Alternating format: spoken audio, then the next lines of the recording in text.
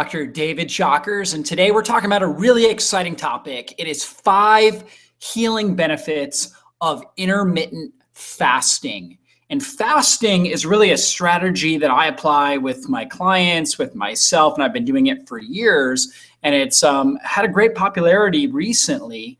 The typical nutrition advice and health advice is to eat 5, 6 small meals every single day. And so fasting seems obviously counterintuitive to a lot of these things that we've heard over the years about eating small meals and how that boosts our metabolism.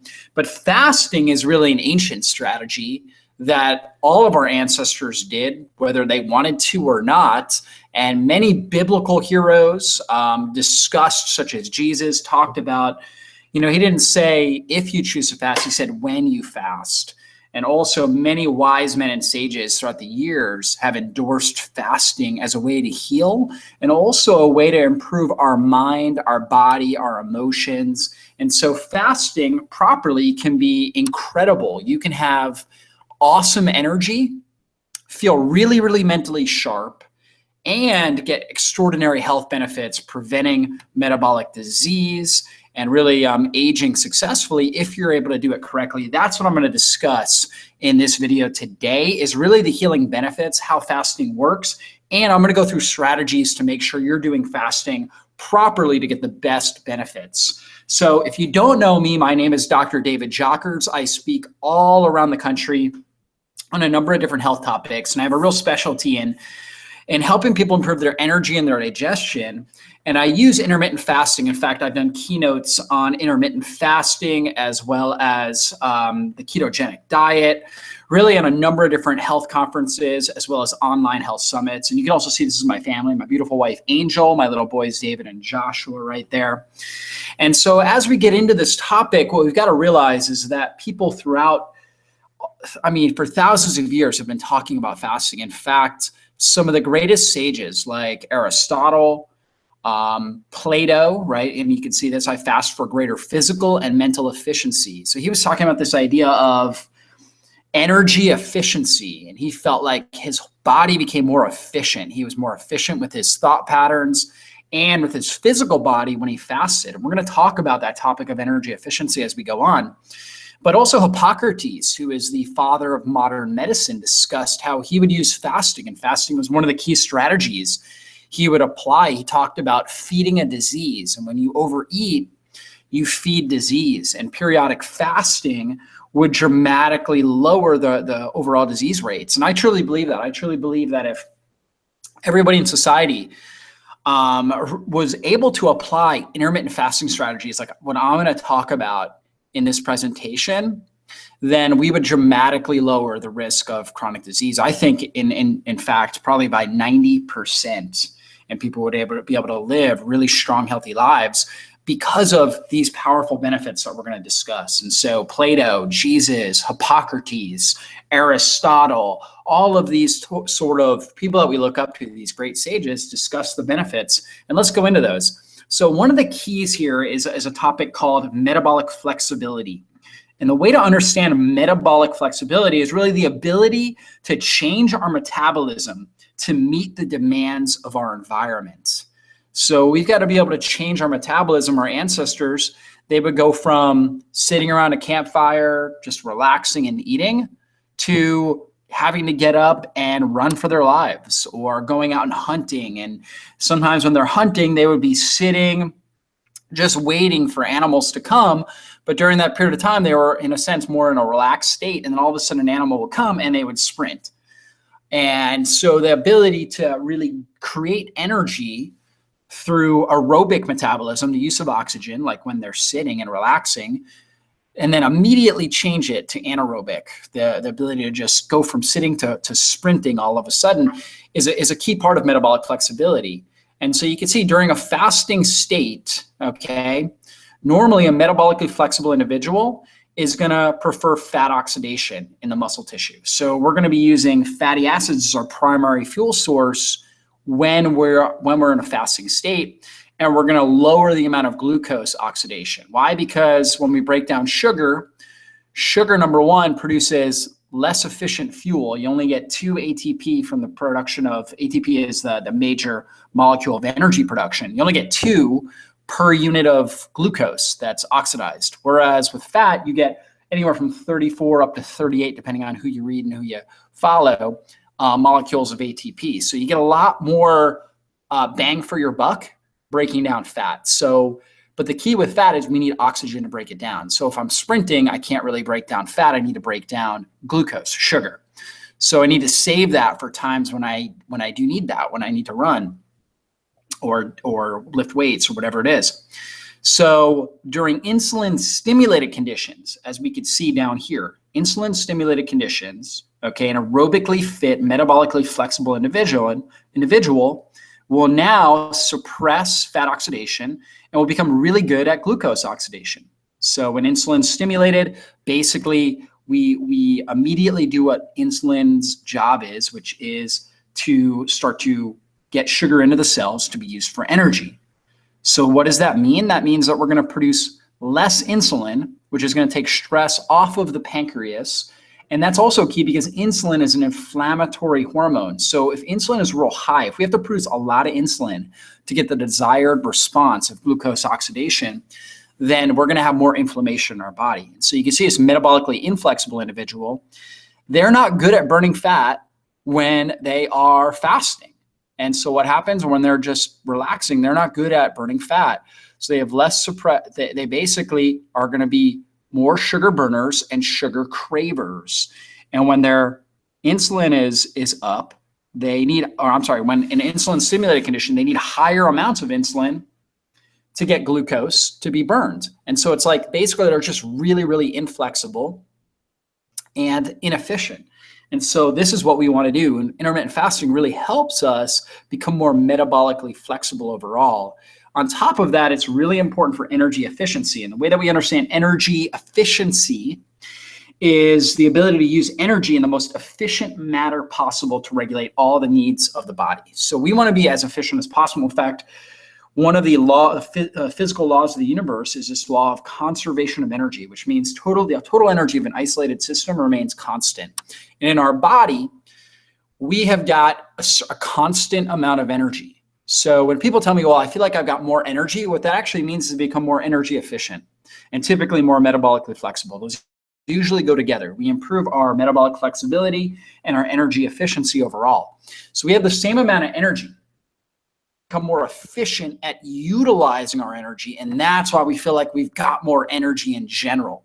So when you look at somebody that has, what you feel like is the energy you want, really their body's just more efficient at producing the energy rather than the fact that you're just not producing energy. So they're just more efficient. And so here are ways that we improve our metabolic flexibility and energy efficiency. Intermittent fasting or prolonged water fasting periods like block fasting, ketogenic diet or cyclical ketogenic diet, which is something I have a lot of videos on. I'm not going to go into a lot of detail on that, but I do have a lot of videos on that. Interval and resistance training exercises. So high intensity sprints, weight training can really, really help with overall metabolic flexibility and energy efficiency. We also want to improve our digestive health. Obviously, we need to be able to absorb nutrients. And the digestive tract is where 80% of the inflammation in the body is produced. So the more that we're able to get the nutrients, extract the nutrients, and reduce toxicity and inflammation coming from our gut, the better off we're going to be. And then nutritional supplementation can really help. We can take nutrients that are going to support our mitochondria, which is where our body produces energy, like acetyl L-carnitine, coenzyme Q10, oftentimes can make a huge impact on somebody's life and improve their metabolic flexibility and energy efficiency. B vitamins can also be really, really key for that process. So those sorts of nutrients. You can also do things like exogenous ketones that can be really helpful. Adaptogenic herbs can be really helpful at improving metabolic flexibility and energy efficiency. So things like cordyceps and reishi mushroom and ashwagandha and rhodiola and holy basil. These things can all be really helpful. And that's why a lot of times when people take those, they just feel like they've got more energy. Cordyceps help the Chinese athletes run faster and win gold medals. Rhodiola has been something that Russian athletes have always used with phenomenal results, improving their strength. Why? Because again, improves their metabolic flexibility and their energy efficiency. So these are things we want to look out for. And these are all strategies that ideally we're doing on a regular basis, that we're constantly working to improve our digestive health, We're taking proper nutritional supplements. We're doing interval and resistance training, not every day, but like for me, I do 4 days a week. 2 upper body, 2 lower body days. That's great regimen. So I've got a lot of rest days as well, so I can recover properly. I intermittent fast, pretty much every day. Do like a 16-8, just about every day. And 1 day a week, I do more of a warrior fast, I'm going to talk about. And then I apply the cyclical ketogenic diet, where I'm going in and out of ketosis. So all those things we can apply in our life and dramatically improve our metabolic flexibility and energy efficiency. So we talked about energy efficiency, and it's like this idea that the more energy the body uses on digestion, the less energy we have for healing and repair. So what does that mean? That means that if we're eating 3, 4, 5, 6 meals a day, we're going to have less energy available for healing and tissue repair because we're putting a lot of energy into our digestive tract. So that idea that, we want to stoke our metabolism by eating every 3 hours, that can be effective for somebody with adrenal fatigue that's having issues with keeping their blood sugar stable.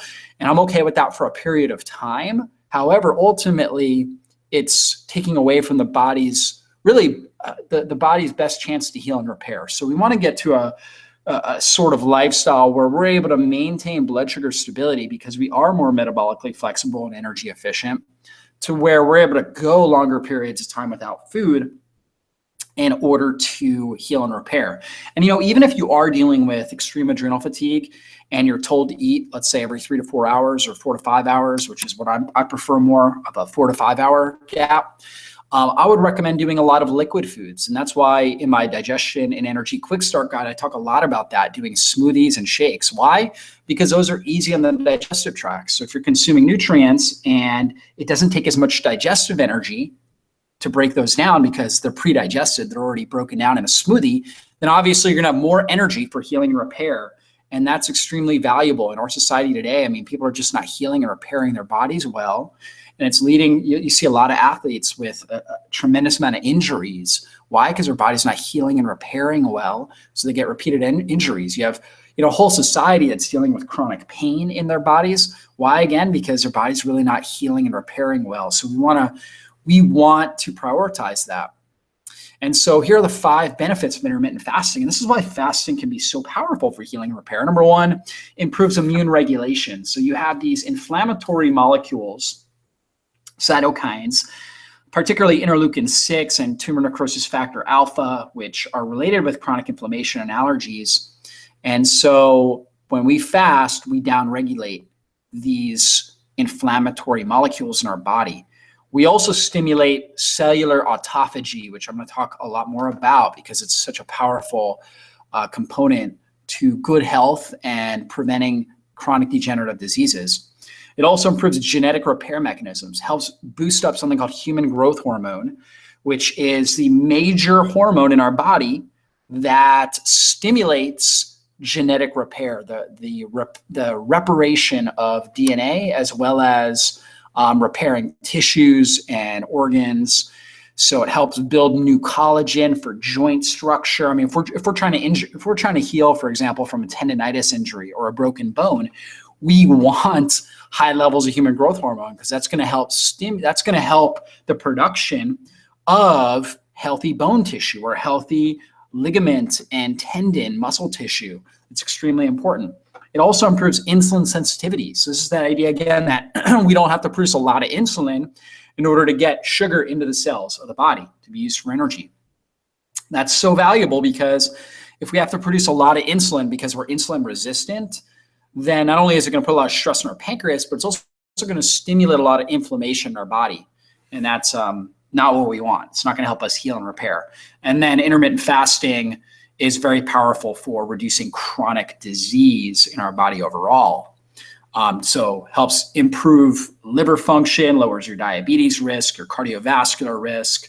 And we talked about reducing inflammation, promoting growth hormone, helps you burn fat and really take on your ideal physique because of its ability to help transition you from a sugar burner to more of a fat burner or more of a state of ketosis. And when we're in a state of ketosis, we burn fat more effectively. We also preserve muscle tissue, lean body tissue, because we have higher circulating branched chain amino acids like leucine to keep muscle tissue in track, and ultimately helps you live longer. Again, that's that component of human growth hormone and autophagy that takes place. And so let's look at this idea of autophagy, okay? Now, a lot of people, and I know I used to pronounce it this way, autophagy, and that's okay. We can pronounce it that way, autophagy or autophagy. Basically, it's this idea of automatically kind of consuming. The body just does it without, it's just kind of a natural mechanism where the body on autopilot starts to break down abnormal cells. So idea of phagocytosis, where the cells kind of digest other cells. And it's recognized as a crucial defense mechanism against malignancy, like cancer cells, infection, and neurodegenerative diseases. In fact, with autophagy, so it's this idea, again, that the cells are kind of breaking down and eating other cells. It's how our cells clean house and recycle the trash. And so very key, because basically we have things like viruses, and viruses are intracellular parasites. So when you have a parasite, parasites live outside of the cells. Like if you have something like blastocystis hominis or worms or, amoeba, different things like that. These things, and same thing with bacteria, they live outside of the cell. So they're extracellular parasites. They're in the digestive tract, so they're in an organ system, but not in cells. Viruses get in the actual cell. So they get in the cytosol, and then they'll affect the mitochondria, they'll affect the DNA and the various organelles within the cell. So what happens is when we are going through periods of food restriction, the body stops the process of cell division. So if we're constantly eating, the body is going to constantly divide cells. And that's because of insulin. Insulin has that sort of mechanism where it stimulates the cell division process, which is key, because cancer is known, for example, cancer is known to be basically a condition of uncontrolled cellular division, where the body's just not able to control. These cells are just replicating out of control. In times of food restriction, that's going to slow that process down. On top of that, it's going to stimulate this process of autophagy, which is kind of led by this hormone, human growth hormone, this amazing genetic repair hormone. And so what happens, autophagy is this idea of breaking down the cells, okay, and kind of breaking them down and taking the raw materials to produce new healthy cells. So the immune system and the cellular components basically will use something called pattern recognition to identify viral cell invaders. So each cell has a certain pattern, and the genetic components will start to look over cells when we're in a system of autophagy. And they'll realize, okay, this cell has got something in it that's not causing it to have the proper pattern. So that's a cell we're gonna recognize, we're gonna tag, and our immune system's gonna destroy. This is so valuable for preventing against viral issues. And you have things like hepatitis and Epstein-Barr and cytomegalovirus and different things like that. And viruses are a major contributor to diseases like cancer, and they can also really drain somebody's body. So autophagy is a way that we get rid of these viral infections, probably the best way our body knows how to do it on its own. It also is a way of regulating abnormal cells, right? Abnormal cell growth. So going through periods of intermittent fasting or fasting strategies is one of the best ways to protect the body. Also, on top of that, things like Alzheimer's disease, which is called type 3 diabetes, very important. In fact, Alzheimer's disease and dementia are conditions where we're lacking this autophagy sort of process in the brain. So really key for preventing against neurodegeneration in our brain and ultimately improving the overall structure and function of the brain. So really, really key process here. So ultimately, what does intermittent fasting do? It's going to help us heal our gut. It's going to reduce inflammation, improve hormone sensitivity, increase growth hormone, which stimulates that autophagy process, increases genetic repair, increases the strength and the integrity of our bones, our ligaments, our tendons, our muscle tissue, and we become a fat burner. Human growth hormone is what we call our quintessential anti-aging hormone. So it helps you look better because your skin, it's going to help repair the skin better. The muscle tissue, it's going to help preserve muscle tissue, burn fat. going to help support bones, ligaments, tendons. So growth hormone is our anti-aging hormone, helps you age more successfully and effectively when you have high levels of growth hormone throughout most of the day, not necessarily all the day, because obviously your insulin blunts growth hormone. So when insulin goes up, growth hormone goes down. They're antagonistic. And there's going to be times where insulin's going to go up, like when we eat, which we need to do from time to time. But we need to have also periods of time throughout the day where growth hormone is high, and that's going to help us heal again. So very important. So again, insulin, we want to keep this down. We need insulin. Insulin is extremely important to get the cells or the sugar out of the bloodstream and into the cells. It's a life-saving hormone.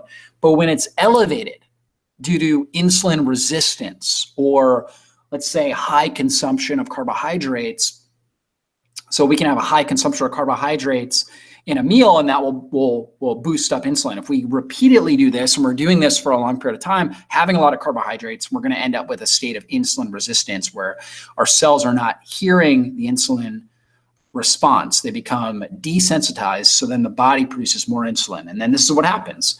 We end up with high cholesterol. People come to me and they're like, my cholesterol is high. Usually, number one, it's not, but they think it has to do with fat in their diet and cholesterol in their diet. It doesn't. It has to do with insulin response. It has to do with blood sugar regulation. That's one of the big things we look at. It will cause issues with neurotransmitters. So blood sugar imbalances and high insulin can cause issues with neurotransmitters, blood pressure. It's going to cause greater constriction of the blood vessels and inflammatory damage and arteriosclerosis in the vessels, which can increase blood pressure.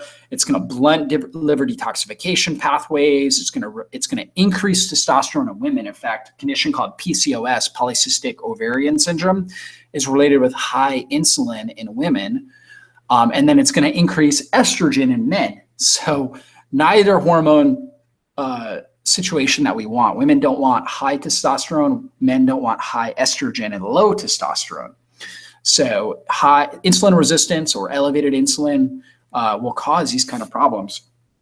So we got to keep that under control. Intermittent fasting helps with that process. So how do we do this? Well, the fed state starts when we begin eating and lasts for about 3 to 5 hours after we eat. And that's kind of when our body's processing, using a lot of digestive energy to break down those foods. So if we have a smoothie, it's going to be more like 2 to 3 hours. If we have more of a solid food meal like you're seeing here, meat and vegetables, okay, it's going to take more like 4 to 5 hours in order to break that down. And that's the fed state. Post-absorptive state, that's when your body isn't processing a meal, okay? So it's not working as hard on the meal. And that lasts until 8 to 12 hours after your last meal. And then the fasted state starts 12 hours after your last meal. That's natural fat burning state of your body. So that's when you get into this state where your body's really burning fat, growth hormones up, growth hormones higher, insulin's down at that point, okay? So that's really kind of the start of a fast. And so when I look at fasting, right here, I've got 5 types of fasting, and there's actually 2 more that I've put in the article that comes with this video that you can check out. But a simple fast is 12 hours. So you give it kind of that, go through that post-absorptive phase, and you're in that simple fast zone where you've got an elevation of growth hormone. And for some people, especially people that are just starting, this is the best approach, or people with adrenal fatigue. This is my goal, is always get them doing a simple fast and doing it properly. So everybody that's listening to this pretty much can do this, unless you are in particular, if you're in the 2nd or 3rd trimester of your pregnancy, then you may not be able to do that. Or if you are actively breastfeeding, okay, then that may be tough, but most people can do it. There's also a brunch fast, and this is where we go from a simple fast to a brunch fast, which is basically 14 hours. And that would be the next step. And that's the reason why we call it the brunch fast, is typically you're going to either eat dinner earlier or eat breakfast later. You know, I find that people in general do best when they fast through the morning. Typically we sleep better when we're more satiated. Now you may be different. You may say, you know, I'm going to eat breakfast and lunch and not eat dinner. And I've had a lot of clients do that and they do well with it. But for a lot of people, that doesn't work well. So for me, I do best when I fast in the morning. I'm less hungry in general. I stay very well hydrated, and that's a key component that most people don't do is they just don't drink enough water in the morning. You got to drink a ton of water. You want to really super hydrate your body. You want that to be a super cleansing period. And that will help take away the hunger, keep your blood sugar more stable, keep you more mentally sharp. If you're not drinking well, you can have hypoglycemic reactions. You can feel more fatigued. Your blood sugar will be all over the place, and you're going to crash. So you got to really drink a lot. Then we get into the cycle fast. Okay, so we go from the simple to the brunch to the cycle. And the cycle fast is where we go 16 hours, 3 times a week. So we're not doing it every day. We're just doing it 3 times a week. You might do it Monday, Wednesday, Friday, Tuesday, Thursday, Saturday, something along those lines. I'll tell people to do it every other day, something along those lines, where you go 16 hours. So that would be like either missing dinner or missing breakfast and just waiting till lunch to eat, or missing dinner and then waiting till breakfast the next day to eat. And that would be more of a 16-hour fast. For example, if I finish dinner at, let's say, 8 o'clock, right, finish eating, and then I would wait till 12 o'clock the next day, and that would be 16 hours. Or if I finish dinner at 7 o'clock, I could wait till 11 o'clock the next day. Whatever it is, something along those lines. And of course, you can go 16 to 18 hours 3 times a week as well in that cycle fast. Now, a strong fast, this is kind of typically where I'm at, is 16 to 18 hours daily. So I pretty much never eat breakfast, and I'll finish my dinner ideally around 7 or 8. Okay, I typically an ideal world, it has to do with my schedule. In an ideal world, I would finish dinner by 6 p.m. every day. Okay, just so I can have a good 4 hours. I like to be in bed by 10 to really digest my meal. However, sometimes my schedule doesn't allow for that, and I've got to eat, I'm eating at 6:30 or 7 o'clock at night, so I'm not done until 7 or sometimes 8. But I apply that strong fast principle where I'm getting at least 16 hours, up to sometimes 18 hours daily. And then usually once, sometimes twice a week, I do the warrior fast. And that's actually where sometimes I go beyond that and I'll do a full 1-day fast. But at least with the warrior fast, I'm doing basically keeping my meals between a 4-hour period, 2 to 6, something like that. And that works great. Or some days I try to do once a week where I am doing more of like a 20 to 24-hour fast each week. So those are the different strategies that you can apply with these different types of fasting. And here's the biggest challenges, or when people have adrenal fatigue, what happens is when you're fasting, cortisol will go up because cortisol helps keep blood sugar stable.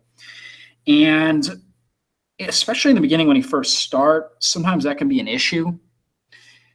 And then also constipation. When somebody's constipated, they'll have basically microbial overgrowth, and that microbial overgrowth will trigger more an elevation in stress hormone and put more stress on the body, because the fermentation process of the microbes creates toxic chemicals that can cause issues with the adrenals. The adrenals sound the alarm.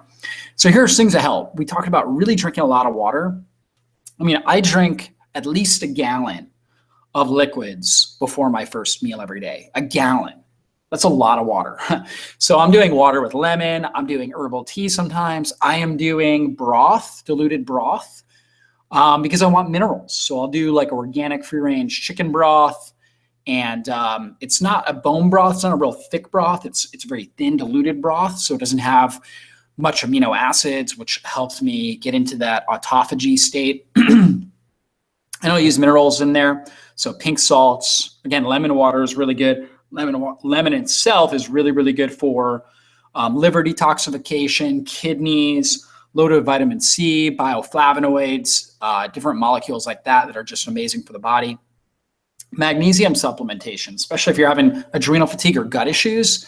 My Brain Calm Magnesium can be really helpful because it crosses the blood-brain barrier, helps blunt the stress hormone bombardment on the brain, helps basically our body use stress hormones more effectively. So you feel more calm, you feel more focused, which can be extremely helpful. And then probiotics can be really helpful if your gut's not moving well. Taking some good high quality probiotics, particularly ones with bifidobacterium, seem to make the biggest difference. My ProBioCharge is a clinical dose of Lactobacillus plantarum and acidophilus, as well as bifidobacterium longum, and I think it's bifidobacterium. Which one is it? Well, I know longum's in there, and then just there's a few different types of bifido that are really, really good for stimulating gut motility. And that's what we have in the ProBioCharge. So when people are constipated, I usually put them on that, see really good changes. So magnesium is definitely something that's absolutely critical. And most people in society are not getting it. In fact, over 90% of our population is deficient in magnesium. Really, magnesium is to the body what oil is to the car. And so we know it's crucial for over 300 functions in our body. There's thousands of studies that talk about this. Blood sugar balance. We talk about energy efficiency and metabolic flexibility. Well, if you're magnesium deficient, you're going to have trouble with those things because magnesium is just so key for intracellular energy, producing energy out of the mitochondria. Blood sugar stability calms your nervous system so you don't overproduce excitatory neurotransmitters. Really good for muscle tone. All the things that we want. Really good sleep. So I highly recommend utilizing magnesium. I personally like that brain calm magnesium, and then also using a magnesium-rich diet. One way to get some magnesium is bone broth, right? And we can do bone broth for sure. And there's a lot of people that will do bone broth fasts, which are amazing, where you're actually using the collagen protein from the bones, and that works great. I also like just more of a diluted broth to keep the amino acid count down, which allows for greater autophagy, but you get a lot of minerals out of it. But if you even do it like a good thick bone broth, that is amazing for the body because you get the collagen protein, you get tons of glycine, you get proline in there, you get glucosaminoglycans like chondroitin sulfate and glucosamine, which are really good for joints, really good for tendons, ligaments, discs, like discs in your spine or meniscus in your knee. So this can be really helpful for kind of regenerating the body, is doing a bone broth fast, which is a great way to do it. You can also do a fat fast. A lot of people have heard of like a bulletproof fast or a fat fast where you're doing something like coffee with grass-fed butter and MCT oil or coconut oil or something like that. And there is a lot of power in that because it's sugar and it's protein that stimulates human growth hormone, or basically that stimulates insulin, which reduces growth hormone and autophagy. So this has very little of that. Now, it will blunt a little bit of the growth hormone secretion, but you still get a good amount. And I forgot to talk about the study. It's the Intermountain Medical Center Heart Institute, where they took men, they had them do a 24-hour water fast, and they saw a 2,000% increase in human growth hormone with a 24-hour fast. Women, they had them do a 24-hour fast, they had a 1,300% increase in human growth hormone, which is unbelievable. If there was a drug that can increase growth hormone, 2,000% in men, 1,300% in women, then we would want everybody on that drug. It would be by far the most profitable drug that a pharmaceutical company could ever make because of the effects and the benefits of growth hormone on the body. Yet we can do it with intermittent fasting. So it's unbelievable. But going back to this idea right here of fat fasting or bulletproof fasting, coffee is actually very rich in caffeic and chlorogenic acid, which are basically antioxidant compounds that are very good for blood sugar stability and keeping insulin under control. So again, we want to keep insulin under control. We want to improve insulin sensitivity. Those compounds help with that.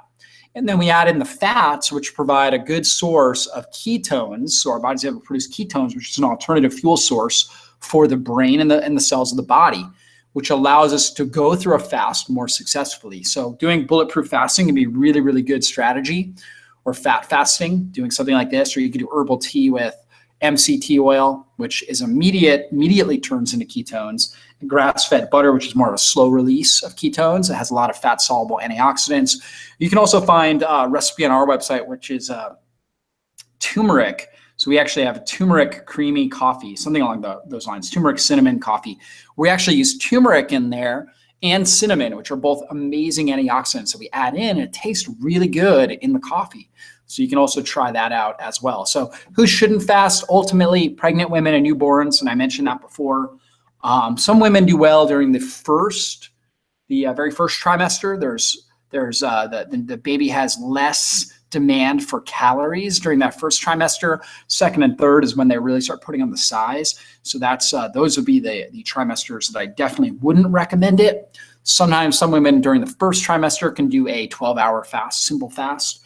But after that, just really listening to their body is best. And then newborns, especially up to about 6 to 8 months, they're going to need to feed throughout the night because their stomachs are so small compared to the amount of nutrients they need for growth. So it's not good for newborns, at least up until they're about 6 to 8 months. Once they get to that range, at least with my twin boys, they were sleeping basically 12 hours overnight. We put them to bed at like 7 o'clock. They'd sleep till 7 o'clock the next morning.